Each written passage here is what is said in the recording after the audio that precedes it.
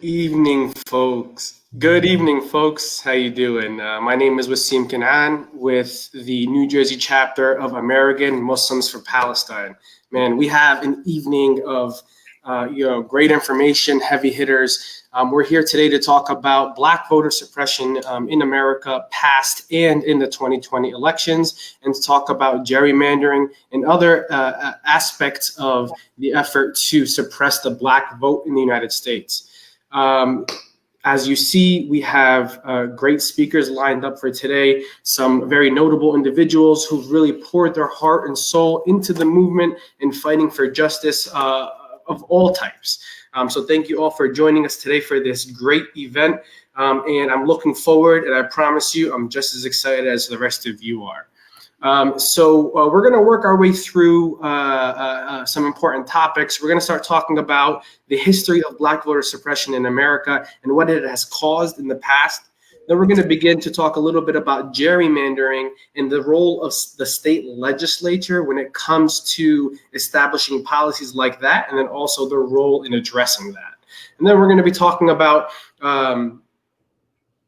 the role that the popular movements that we see today rising. Obviously, they didn't start today, but they're at the movement for Black lives and the movement, the people's struggle in the United States is just as alive and well as it has ever been. And then finally, we're going to contextualize what effect Black voter suppression has on the 2020 elections, and hear a little bit about what's been going on in American politics today to honestly weaken America and USPS's ability to process mail-in ballots for this election.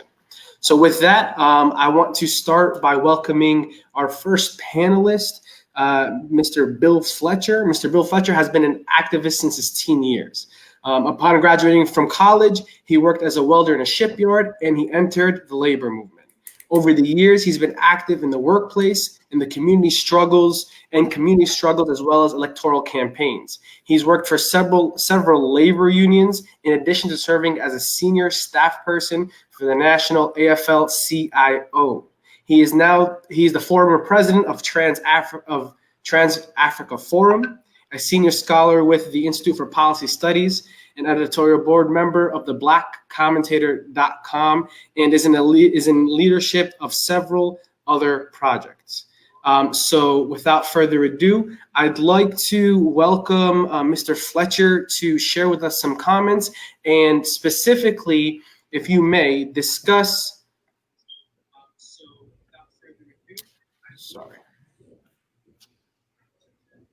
If you may discuss with us how voter suppression has been used as a tool historically in America.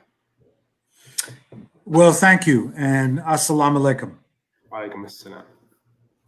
It's an honor and pleasure to be with you tonight. Well, let me make this brief. I think it's really important to understand that since the founding of the United States, there has been a fight to expand the franchise. That is, the fight to expand who can vote. And initially, it was not only just restricted on the basis of race, but also restricted on the basis of gender and on property. So that the people, we talk about the United States being a democracy. Well, it sort of is like the song goes, compared to what? Because it was basically a question of who was able to make the decisions and who was not. Now, when the Civil War was won and Africans were liberated, there were initial attempts by the southern former Confederate states to re-disenfranchise the Africans. And that failed for about 15 years during a period of what's called Reconstruction. After the Reconstruction period, when there was a height of both Black political power as well as the political power for poor people in the South, there was a counterattack, what W.E.B. Du Bois described as the counter-revolution of property, in which the rich, the elite in the South, united with the poor whites in the South in order to crush the African American and to crush the poor. So lesson number one was that different disenfranchisement although the target was African Americans in the 1870s, aimed at something far broader. The elite in the South wanted to disenfranchise poor people. They wanted to ensure that they could remain in dominance. And in order to do that, they made the African the target and blaming the African, basically pointing at the African as a threat to the white. And that was very successful in terms of convincing white people that African Americans were somehow a threat. The disenfranchisement, though, took a number of years, about 30 years, to actually become completely successful. And there were various steps that were introduced, including some things that we're beginning to see again. A poll tax, that is an amount that you had to pay in order to be able to vote. A literacy test in order to prove that you were a qualified voter. Many times African Americans and poor whites were asked to read and interpret state constitutions. You had vagrancy laws, which were used in order to round up freed African Americans, often jail them and make them ineligible to vote. And of course, there were restrictions on the rights of formerly incarcerated prisoners and their ability to vote, which was something that was frequently taken away from them. And in the case of Virginia, what's interesting, and it came out within the last few years in a whole discussion about re-enfranchising the formerly incarcerated, was that the legislative history points to the objective of disenfranchising formerly incarcerated was aimed at enhancing white supremacy. This is in the first decade of the 20th century, enhancing white supremacy and eliminating the supposed threat from the Black voter. So there were a whole series of things, and I would add on to this naked terror, which I think is important to talk about, particularly in light of today and this attempted coup in Michigan carried out by these white militia folks against the governor, which the legacy of which is, of course, the Wilmington coup of 1898, in which a legitimately elected multiracial coalition of Black and white populists was overthrown by white supremacists in an armed uprising, and the federal government and the state government of North Carolina did nothing about it. So we see that occurring once again. So the use of naked terror, Ku Klux Klan, groups like that, and all of that conspired to deprive the African American of the vote. But here's the thing that white people got to understand. It's a lesson that many of our parents would say to us. If you're going to keep someone in the sewer, you got to stand there to make sure that they don't escape. And poor whites have been standing there right on top of the sewer as the water has been around their ankles in order to make sure that we don't escape.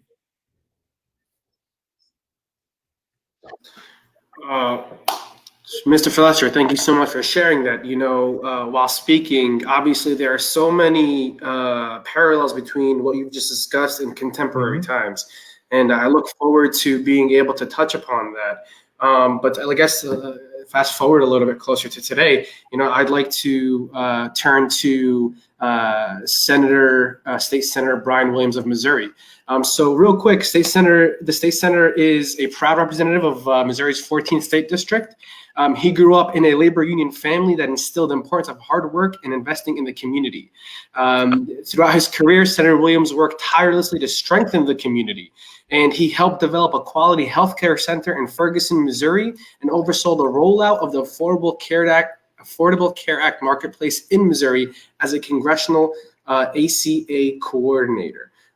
Senator Williams, you know, I'd like to turn to you, and I'd like to ask you briefly, define for our audience what gerrymandering is, and then describe what effects it has on the electorate and the role of the state legislators in challenging that practice that has disenfranchised so many.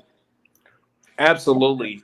First and foremost, I want to thank you all for having me here today.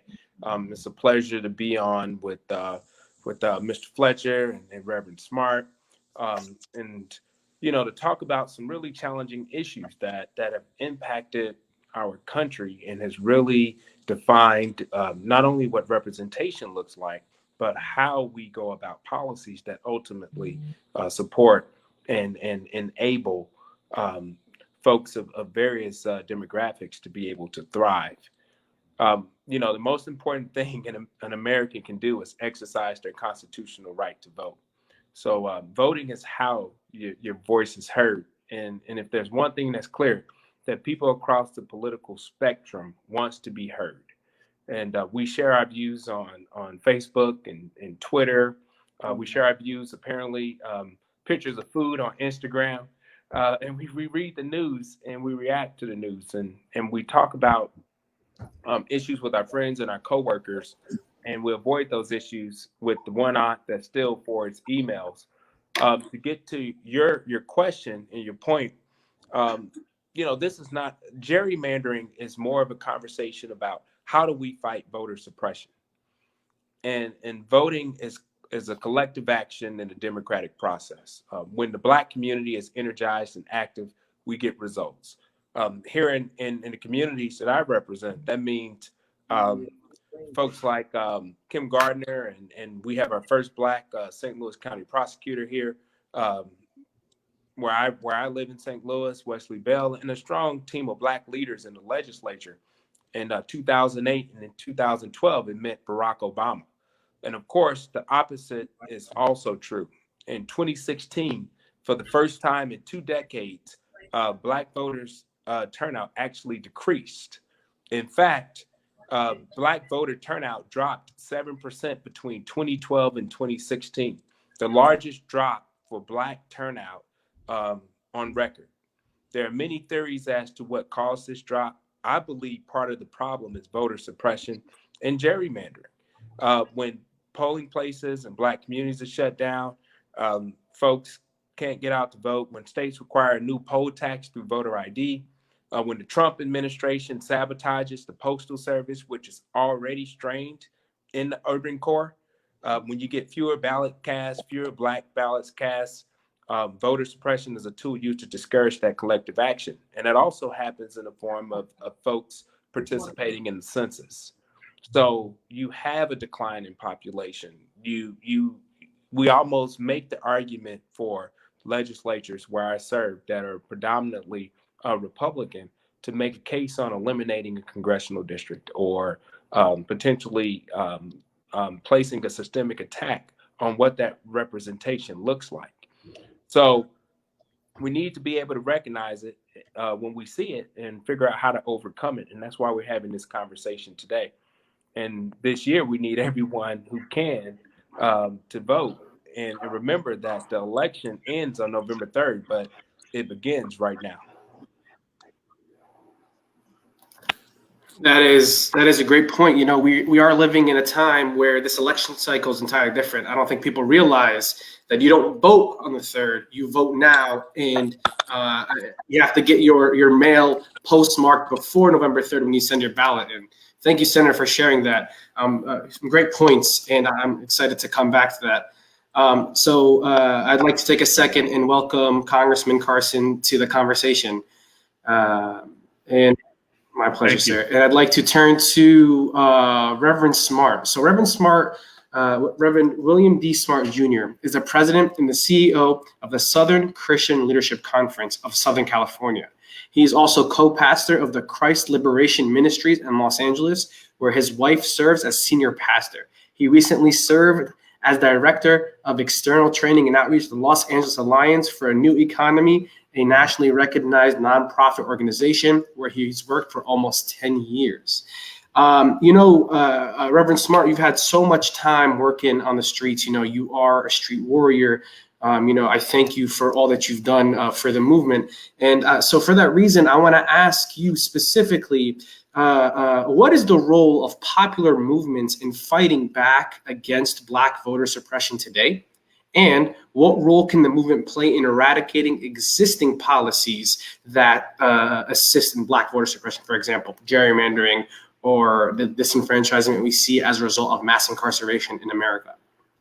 Thank you, Thank you very much, Brother Wasim, and to this distinguished panelist of men that I have read about, heard about most of my life, and it's just good to be, and I'm honored to be in your presence today. When you have, as the president of Martin Luther King's organization here in Southern California, one of the things that Dr. King really believed in was a four-pronged approach. Number one, we had to fight to get the right to vote. You had to fight to do that. Once you got it, you had to fight to register people to vote. Then you have to get them to the polls. And then after they elect someone or change public policy was the final thing. And what part of the answer to your question is just that. We have to change public policy. And a lot of times the popular movement, those type of organizations have, in one aspect or another, they have done one of those things.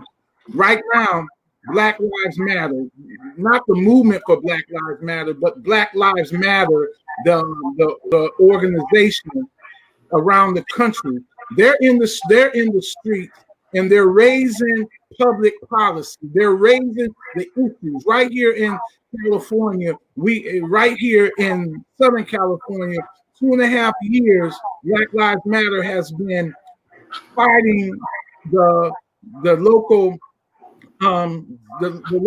deputy district attorney. And the district attorney for 2.5 years. They have every Wednesday they're in front of her office. That's helping to change public policy. It has galvanized the movement, and she's on the ballot now.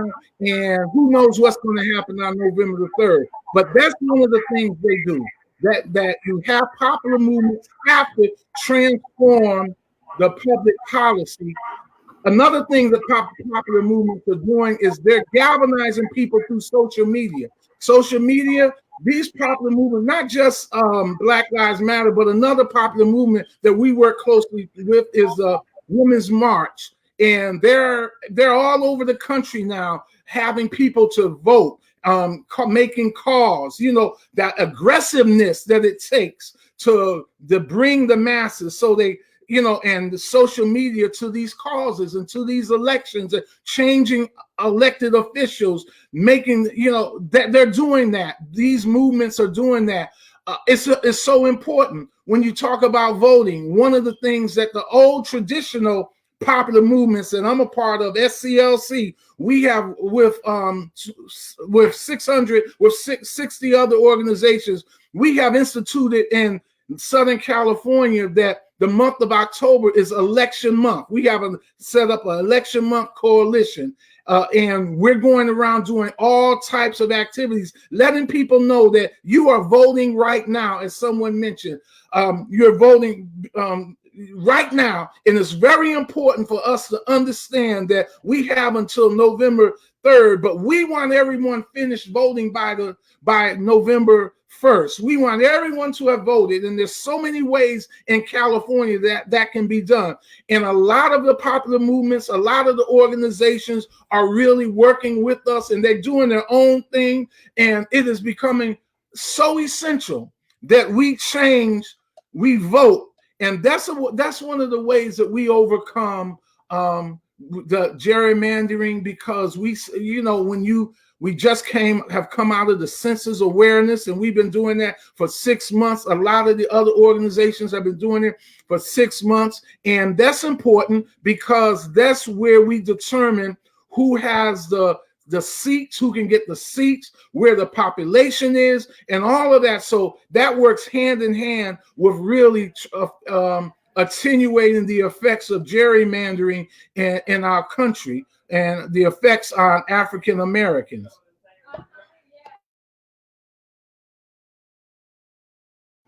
Yeah, absolutely. Absolutely. Thank you so much for that. And then also, as Mr. Fletcher referenced, so many others in America, right? Because the goal is to, among the people, to blame one specific group and take the attention off of those who are intentionally causing these oppressive laws. Thank you so much for that, Reverend. And then we're going to turn to the Honorable André Carson of Indiana's 7th District. Congressman Carson, now in his 6th full term in the U.S. House of Representatives, continues to fight for the working class, securing investments and opportunities for constituents in education, infrastructure, and the creation of jobs. In this current 116th Congress, Congressman Carson serves on the Transportation and Infrastructure Committee, sitting on the Aviation and the Railroads, Pipelines, and Hazardous Materials subcommittees. He also serves as a senior whip for the House Democratic Caucus as one of 3 Muslims serving in Congress. Congressman Carson is a champion for vulnerable populations and is committed to the goal of equal protection under the law. So thank you so much for joining us, Congressman Carson. And briefly, talk to us about the context of Black voter suppression in terms of the 2020 election, in relation to mail-in voting, and the recent efforts to weaken the integrity of the USPS and actions taken by the House to counter that.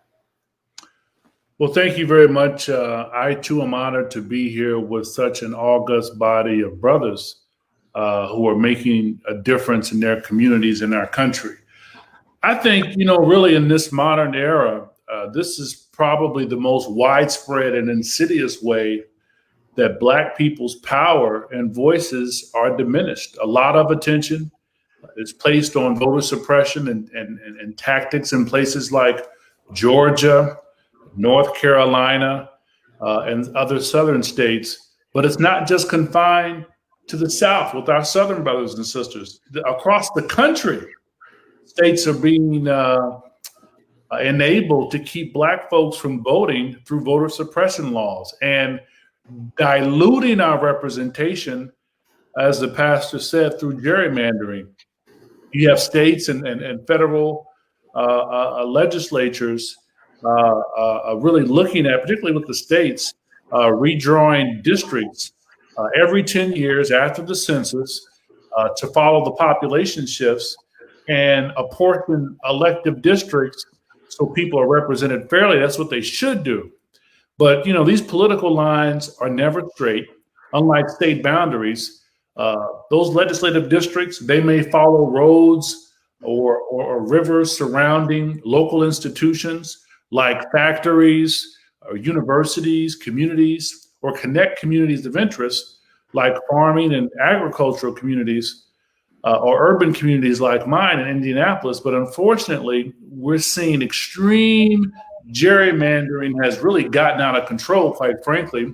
You have these computer-assisted map drawing and digital voter preference data. And so you have legislative districts that have grown less and less about communities and more about political affiliation. So the results are you're packing people together for partisan advantages and really failing to provide diverse communities with representation. It's intentional. It has happened since the so-called freeing of the slaves. And, I believe that legislative districts should be drawn to give all communities the opportunity to elect candidates of their choice, not stacking the partisan deck. So, voter suppression tactics have only gotten worse, I believe, in the past 6 or 7 years.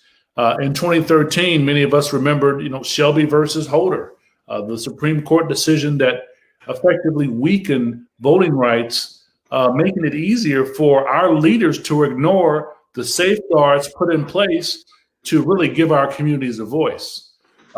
Even in her dissent, the late Justice Ginsburg said, throwing out pre-clearance when it has worked is continuing to work to stop discriminatory changes is like throwing away your umbrella in a rainstorm because you're not getting wet.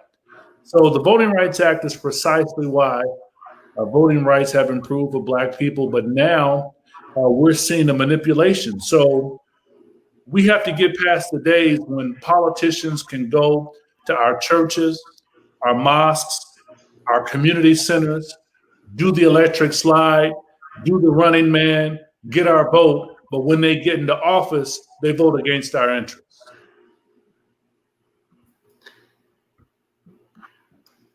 And so I guess thank you for that, Congressman.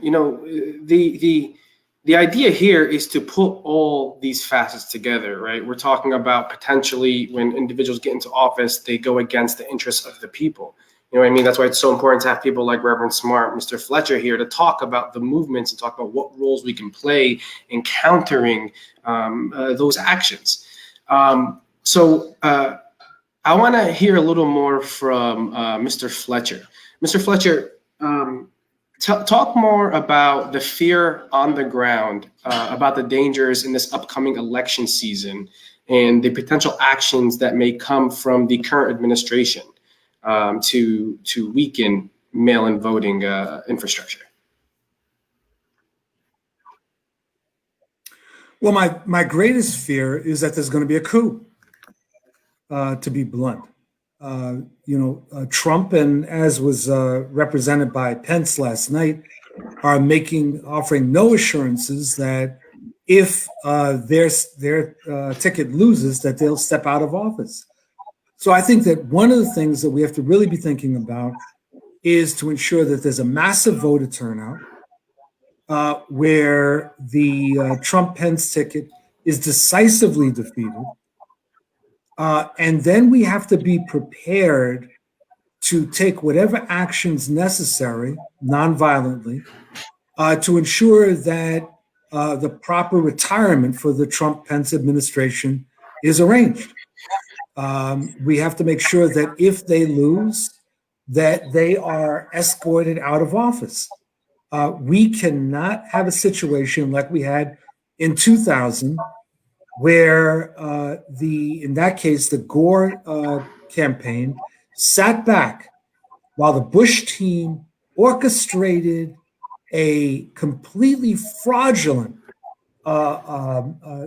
image of what was going on in Florida, when masses of African Americans and Jews in particular were protesting, demanding that their vote be counted, and the Gore campaign sat back, attempting to look like they were the adult in the room, while Bush and team stole the election.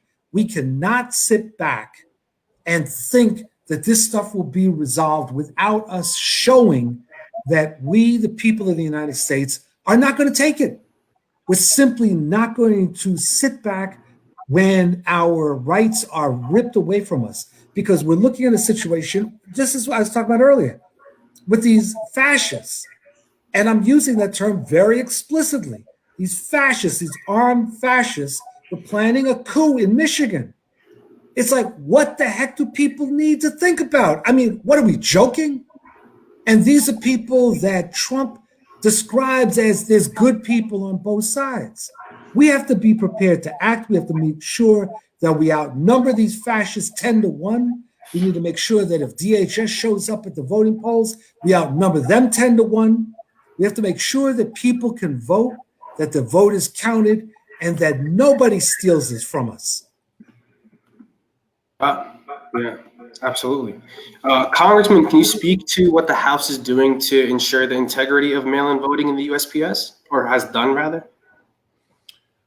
Well, the House, quite frankly, is divided right now. I think one of the things that we tried to do when we passed the CARES Act was to protect that kind of mechanism. But obviously, Mitch McConnell has other objectives. He has a third of his membership who are up on the ballot this year. And unfortunately, what they fear is a tyrannical president, a narcissistic president, from coming into their states or even their districts saying, you know what, I love your state, I love this city, but your congressman or congresswoman is terrible. And that alone could jeopardize someone's reelection efforts. So that's a very tough space to be in. But, a lot of Republicans, I think, who probably would love to stand in solidarity with Democrats as it relates to mail-in voting are too afraid of Donald Trump, including Mitch McConnell. And so it makes it difficult to kind of be in line with the spirit of the founding fathers, who were slaveholders and who were very complicated. But we're very visionary in setting up three separate but equal branches of government. Mitch McConnell was still sitting on the bill. You know, one of the things that we've talked about, and I'm hearing more and more from my constituents and folks across the country, as we're encouraging them to participate in mail-in voting, I'm hearing more and more people talk about online voting. And I think we're years away from getting to that point, because one, there are so many vulnerabilities in our systems that it's difficult to do. Right now, you do have small forms of online voting with some of our military personnel and states in the Northeast. The smaller states, they've experimented with online voting for more localized elections. But the difficulty is that in protecting this process, you still have Russia, you still have China, you have both state and non-state actors who are continually hacking into our systems, dispatching bots to influence the hearts and minds of the American people. And while we're talking about online voting and mail-in voting and having an encrypted system, you don't want a system that's so encrypted that it becomes impenetrable and you can't catch human traffickers. And so we're wrestling with this as we speak, but it's been something that Speaker Pelosi and those of us in the caucus and folks like me who sit on the intel community have been trying to urge Republicans to be bold about, but they failed to do so at this point.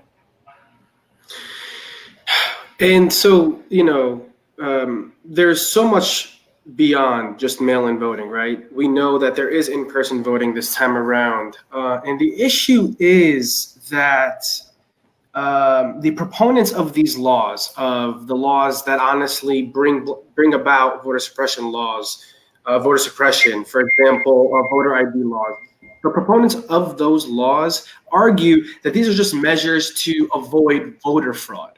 Right? This question is to the entire panel. What would be your response to that? I'll start first. One, there has been very minimal cases of voter fraud in this country. And I think the question isn't about voter fraud. It's about how do we address voter suppression? And that's really has been the trajectory around this conversation. Right here in the state of Missouri, where I serve in the Senate, fighting voter suppression is something that we have to understand requires a collective action in terms of the democratic process. We have something going on here now that'll be on the ballot in November called Amendment 3. I represent communities like Ferguson and beyond in the city of St. Louis, but this is not something that just impacts the urban core. Amendment 3, what it would do is it would basically undo a constitutional amendment that was passed here in the state of Missouri by the voters. This is something, a constitutional amendment that was passed with 62% of the vote in 2018. It was endorsed by the NAACP, Organizations for Black Struggle, and many others. And because Clean Missouri ensured that communities of color would not have their votes watered down or traded away, the Republican Party decided to offer a counter, which was in clear opposition of the voters' will, to lead to Black people being undercounted and underrepresented in the legislature. Right now, legislative districts are drawn based on total population. If Amendment 3, which would be on the ballot in Missouri here, passes, it would change it so that districts are drawn basically only on the number of eligible voters. Simply, it would stop counting kids. That would make a big difference in rural Missouri where residents are older, where there's not a lot of kids. It would also make a huge difference in communities like mine, where in fact, there's at least 28% of Black Missourians that are under the age of 18. If they're not counted, then that's 28% less power that we have in the legislature. And to throw another statistic out there, at least 36% of Latino Missourians are under the age of 18. So if you don't count kids, you'll be leaving out more Black and more Hispanic children than any other group. That also includes the Palestinian community, which I have a large Palestinian community, which is in the Ferguson area and beyond. So that's voter suppression. And that's one of the many reasons why we must defeat amendments like this that's happening all over the country, including various parts of the panelists where Congressman Carson represents in Indianapolis and Indiana. We have to be very conscious of these things. And they use voter fraud as a way of addressing it. One last thing, and I don't want to be too long-winded. In the legislature, I fought a bill today in Missouri to vote with a mail-in ballot. You have to have that ballot notarized. As we all know, that creates a barrier in various communities to have to go and get a notary in the middle of a pandemic. Right now, if you don't feel comfortable being face-to-face or immunocompromised or whatever a health condition may be that limits you to face-to-face or personal contact with people, if you're under the age of 65 and can't vote absentee, you cannot vote without having that ballot notarized. And as we know, to get a ballot notarized, both parties have to be present. That is a form of voter suppression in the narrative of voter fraud. So I think we need to be very conscious of that. I don't know, and I'm interested to hear from other panelists, but I don't know of any case of voter fraud in this country. But I do know of many cases of voter suppression, and that's one example. Yes, and thank you, my brother. And what I was going to simply say too is that the current occupant of the White House has told his people to go watch polls. Now, what that means, that is a bell whistle to them. In states that they're going to be around polls, maybe the distance they're supposed to, carrying guns, different things like that. That's the form of intimidation. That's voter suppression. The second thing, some of these secretaries of state have purged the rolls, particularly where heavily Black and brown brothers and sisters are living, and that is a form of voter suppression. All of this so that they can get back the white, so he can maintain his position. How do we fight that? First of all, we have to show up at the polls too. Number one, not only to vote, there are some organizations around the country that are galvanizing people to poll watch and just to be around. That's important. Number two, while it's 20 some odd days out, we still have time to check our rolls. There's a lot of organizations and there's a lot of ways you can check your roll to make sure you're still on the registers. Luckily, I live in a blue state.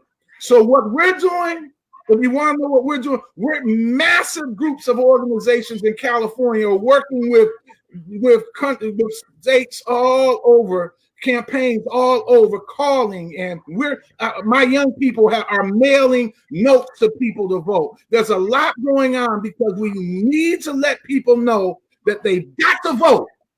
We got to vote these fools out of office. Our livelihoods depend on it. Absolutely. That was powerful. Thank you both so much for that. Really, really quick, I'm going to state that AMP is a nonpartisan organization. We are a 501c3 nonprofit. Sorry, I said that. I got carried away. That wasn't just you, Rev. This is just No. I think Rev is right. AMP is a 501c3, but that doesn't mean that participants can't make political endorsements. The organization as a body can't, but participants can. So the hell with Trump, get him out of office. I'm with you, Rev. All due respect. And on that note, that is not protect the nonprofit status, brother. But look here, you got 4 brothers on the panel. Yes, sir. It's wartime. Yes, sir. That's right. We're gonna protect your status. That's right, brother. We love you. We respect you. But we came to bring the thunder. Do your thing, though, brother. I'm sorry. I'm a passionate brother. I'm sorry. Hey, look, your passion is you gotta remember, we don't want to get too far off cue, but you gotta understand, this is a fight for the lifeline of this country. I serve as the only Black man in the Missouri Senate, the entire state of Missouri. That's 6 million people here, and I can tell you right now, the perspective and the mindset of folks that do not understand the challenges and what this country has been revealed for due and its shortcomings due through a pandemic, we have to turn up and we have to be out there on November 3rd. You have two options in life, and I've learned this serving as a state senator, is that you can either fight for what's right, or you could sit down and try to be nice with folks, and being nice is not getting us anywhere. We have to really be aggressive. And if anyone had watched that vice president debate last night, I posted something on social media, and the first thing I thought about was my mother, who's a Black woman. We're 19 years apart. And I said, Kamala had to do everything she could to not come across as angry, emotional, and combative, but also be firm, warm, honest, and direct. While this guy is straight up lying and gaslighting the entire time. Yeah. So we can't afford to be nice right now and be political and all that. We got to really get out on November 3rd. We're going to have 4 years of serious consequences. That's real talk. But we want to protect your 501c3, brother. So we know you did not make an endorsement representation, but we can talk that talk. All right. Absolutely. You're welcome to speak your truth, sir. You're welcome to speak your truth. And I want to build off that, right?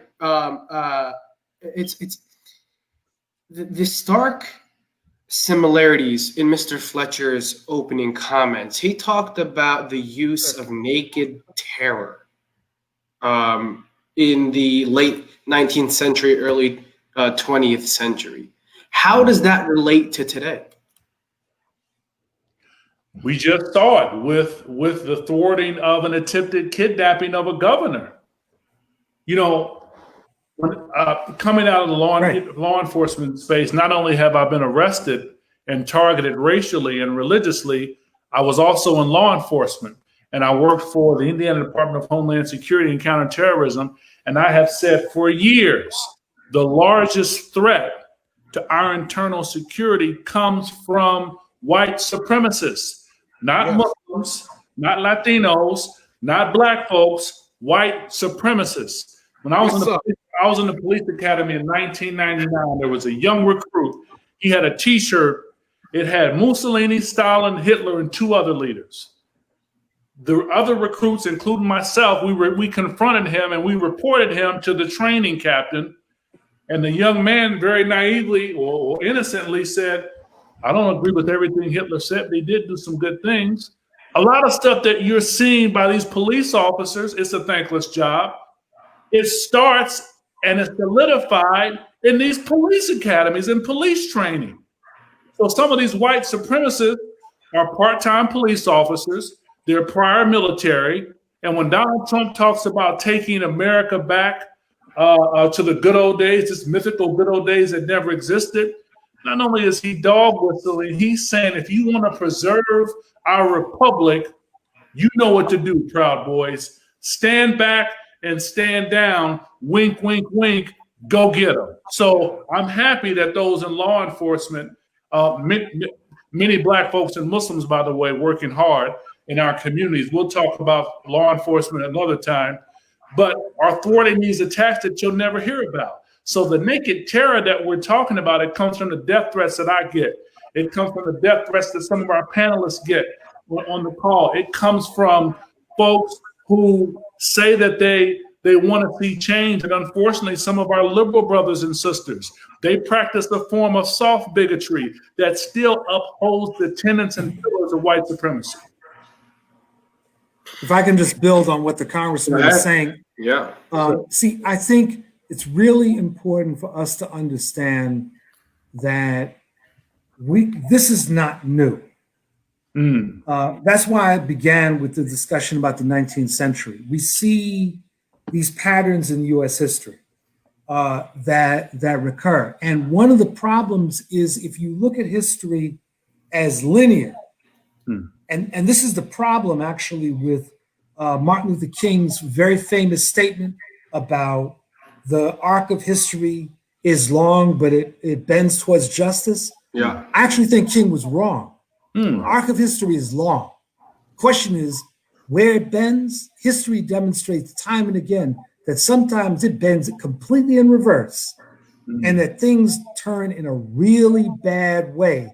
And therefore, we cannot sit back and expect that things are going to somehow improve on their own. They will improve to the extent to which we fight and fight hard. Now, the other part of this is in building on what the congressman was saying, this issue about white supremacists. This is nothing new. This is nothing new. During the Obama administration, there was a DHS report that came out that documented exactly what the congressman said, that the white supremacists, these white right-wing groups, were the greatest threat. So what happened? Republicans in Congress started protesting. They started yapping about how this was an attack on the conservatives. And the Obama administration, as it repeatedly did, backed down. They backed down and they basically dismissed the document. Instead of standing firm and said, no, this is truth. And we're going to have this one out. They backed down. We have to understand that in the face of these right-wing fascists and others, they don't have any conceptualization of compromise. Their objective is to take us out. And when we back down, supposedly trying to be the adults in the room, it leads them to believe that we're weak. We've got to be speaking truth to what's going on. What the congressman is saying is absolutely right. We cannot back away from that. Every time that Barr or Trump tries to blame Antifa or the left for being the problem, we have to say, no, that is not documented. But let's tell you what is documented. These fascists that you support running around with guns, they are the threat. They're the ones that need to be smashed. They need to be arrested. They need to be infiltrated. Don't talk to us about what the left is doing and what Black Lives Matter is doing. Reverend Smart, you're muted, sir. It's okay. It's okay. You know, Brother Fletcher, you're so right, because remember when everyone's talking, and I've said it, that Donald Trump has emboldened white supremacy in that whole movement. But remember, they became stronger under Obama just because he was a black man. They were mad that a black man took over this country, supposedly took over this country. So they began to, remember, they would bring guns to the rallies he was at. That's right. You know, they have the audacity because they wanted to put the black man in his place. Trump has now come. Trump has really emboldened, has ignited the movement. And that's why we have today, they're trying to take over, kidnap a governor of a state. These folks, these fools are crazy, but here's a danger. As a pastor and as a nonviolent person, you're revving up this total disregard for black life, this total disregard for our brown life has caused the rise of a new movement. We're seeing now tons of African Americans marching with guns through the streets. That's dangerous, because whenever we have went to arms, we always get blown away. They have bigger machine guns, bigger military bombs to blow us up like they did in Philadelphia that time. So we have leaders, I have said that we have to be very careful in what we say. That's why we have to fight the white supremacists and make sure that doesn't get out of hands, so that our younger sisters and brothers don't say, okay, we're going to take matters in our own hands. Yeah, Absolutely. absolutely. I wanted to ask Senator, Amendment 3 is currently on the ballot in Missouri for this upcoming election? Yes, that's correct. It'll be on the ballot for the on November 3rd for the general election. And just to kind of reiterate what the rest of the panelists has been saying, we have to be clear. White supremacy is mobilized right now. And we need to do the same, not in a violent or confrontational way, but through our vote. Yes, sir. And that's how our permanent interests are being at the forefront of what we need in terms of representation and what we need in terms of good public policy. But I can tell you right now, what I see happening at the national level, and we have to be clear, what Congressman Carson and the rest of members of the Congressional Black Caucus and the Democratic Caucus, what they're dealing with, they see firsthand what what this country is defined by, and what the true feelings and intentions of the president, as well as colleagues that support this president. And I'm confident that we all understand firsthand that if we don't get out and vote, and we don't get out and make sure that our voice is being heard, we're going to continue to go down a pathway of another 4 years of not only just dog whistles, but blatantly disrespect and lack of a conscience in terms of moving our country in a direction that's become inclusive and actually provides a safe space for people of color and those of disenfranchised communities. Another important aspect to this, right? We saw recently that the deadline for the census was extended. Right. This is another question to anybody who'd like to pick it up.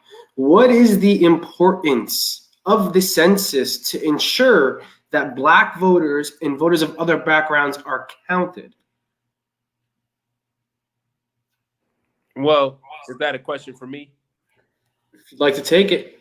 Okay. Well, one, so from what I understand, we just the census just ended last Sunday in terms of being able to count folks for the census. I can tell you right now, those numbers are still concerning when you think about Black, underserved, and disenfranchised communities. And it's going to have a severe consequence depending on what these numbers look like when it comes to representation. As Congressman Carson knows, as well as the rest of the panelists, what services and what funding are coming to our communities and our states. And that's something that's a serious concern for me as a state senator, is really concerned about what our representation looks like. The legislature draws the congressional lines here in Missouri. And the census will serve as the keystone to that on what one of two congressional districts in Missouri that we have. And the only other one we have is in Kansas City right now with Congressman Cleaver. So it's going to be a very challenging thing. And it's going to be a duty of mine as well as the rest of our Democratic caucus to ensure that we have a district that can not only maintain representation, but also representation that serves in the interest of the larger population. Brother Wasim, you know, I have another, I hate to leave this, but I'm going to about white supremacy facing Blacks and Jewish brothers. So God bless you so much, and thank you, sir. I really enjoyed this, my. Thank you, Rev. I appreciate you. Good Thank you for joining us, sir. Have a good night, sir. Good luck. Okay, thank you. And so then I'm going to just pose our last question to Congressman Carson, a question actually from the audience. You kind of referenced it a little bit earlier, Congressman, but what would have happened if those Michigan militia members, right, which is also indicative, if they had Muslim names and faces? What would that look like today? What would the news cycle look like? Oh, as you know, you probably would have had some kind of memo go out through federal agencies and local police agencies to ramp up their efforts. More mosques would be surveilled as they are. I think you'd have more recruitment efforts at getting informants inside of mosques. I think Muslims will start feeling more and more uncomfortable. I mean, it's an experience that happened post 9/11, where Muslims were targeted, Sikhs were targeted, anyone who had a foreign sounding name was targeted.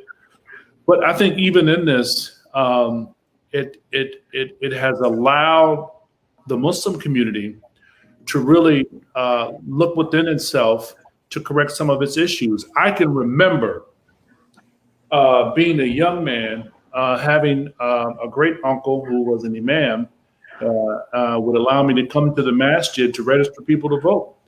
And I would hear, oh, brother Astaghfirullah, brother no, brother brother Salim, yeah, that's we don't do that. And I can even remember before September 11th, a lot of immigrant brothers and sisters, the same people who complain about why isn't anyone speaking up for our issues, they wouldn't even return the greetings of Salam Alaikum to African American Muslims. And then 9/11 hit. And so those same Muslims who were legally white, checking off a box, became socially non-white. And now they had to experience everything that Black folks who had paved the way were telling them about as it relates to American society. And so this awakening took place within the community, and it's still happening, quite frankly, where now you have Muslim brothers and sisters, Arab brothers and sisters, South Asian brothers and sisters, and so forth, working in solidarity with African American brothers and sisters. And so you raised the point, had these names been Arabic sounding names or Muslim sounding names, if you will, I think you'd have anxiety in our community. You'd have folks who obviously would have had to denounce these terrible acts, myself included. And you'd have a growing discussion about where we stand in our community. You would have some leaders who would probably try to overcorrect, and you would have some elements in our communities whose anxiety would increase, and some people's whose resentment and disillusionment toward the government would be more exacerbated. And so now I think is the time for us to really start looking forward as you've seen law enforcement agencies, the FBI and local police departments try to build relationships with our communities. But I think, God forbid, an act like this happens in the future where you have so-called Muslims involved, where if our community is going to build relationships with the law enforcement community, we saw what happened during J. Edgar Hoover's COINTELPRO. That's a perfect example of how gateways can be produced to profile our communities without having met the reasonable suspicion or probable cause test.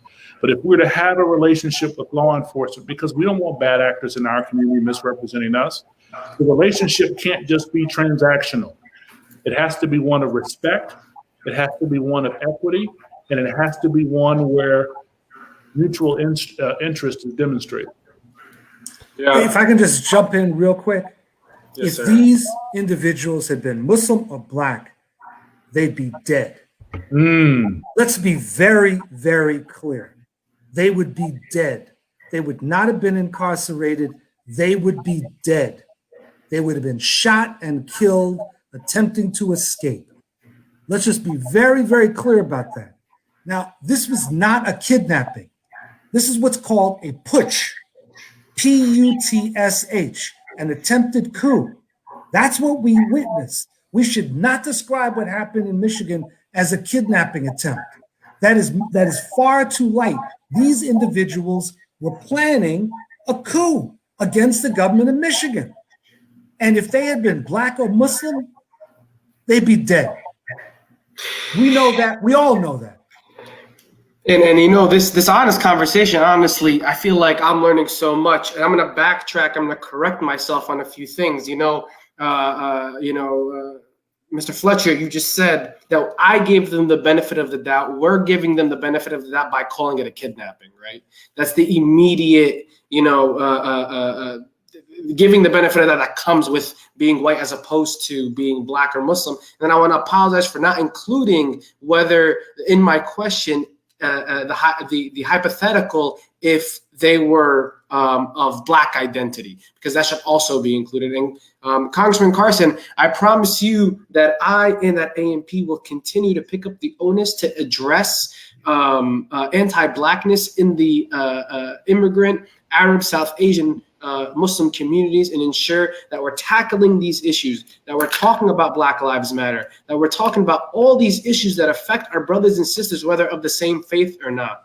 I want to remind everybody that this video is going to be archived, so we are going to have a copy. If you want to reach out, you can reach out to AMP. And I want to thank our speakers so much for tonight's talk. And I promise you, if it was up to me, we'd still go on. But unfortunately, we only have until 9 p.m. Eastern, 6 p.m. Central, wherever you are. Thank you so much for joining us this evening. Thank you, everybody, for tuning in. We appreciate it, and we look forward to continuing the discussion. Thank you. very much. Nice meeting Brother Fletcher and Senator Williams. Pleasure. Thank you so much. Well, take care. Oh, Congressman, Brother Fletcher, thank you so much, and I'm looking forward to connecting with all of you once. Absolutely. Better in the No doubt. All right. Same here. Take care. Thank you.